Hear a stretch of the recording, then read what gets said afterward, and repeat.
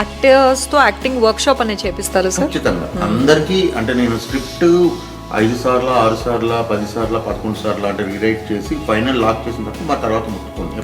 అదే సంప్రదాయం. ఫస్ట్ వచ్చిన తర్వాత అందరికీ ఇచ్చేస్తాము. సో పలాసకి వర్క్షాప్ జరిగింది.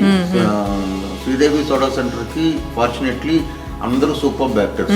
సో సుధీర్ గారు అయితే ముందే స్క్రిప్ట్ తీసుకొని ఆయన ప్రాక్టీస్ చేసి చాలా బాగున్నాయి సార్ డైలాగ్స్. ప్రాక్టీస్ చేసి తర్వాత ఆయన ఎలక్ట్రీషియన్ క్యారెక్టర్ కాబట్టి ఆయన గేటెడ్ కమ్యూనిటీ ఉంటారు కదా, ఆ కమ్యూనిటీలో ఎలక్ట్రీషియన్ ని రోజు ఇంటికి రప్పించుకొని వైట్ ఎలా పెడతారు, వాటికి బాడీ లాంగ్వేజ్ ఉంటుంది అంటే పళ్ళతో పీకేది, అవన్నీ కూడా కటింగ్ ప్లేయర్ ఎక్కడ పెట్టుకోవాలి, స్క్రూ డ్రైవర్ ఎలా వాడాలి, ఇలాంటివన్నీ కూడా ఆయన అదొక వర్క్ షాప్ లాగే ఆయన చేశారు. అమేజింగ్.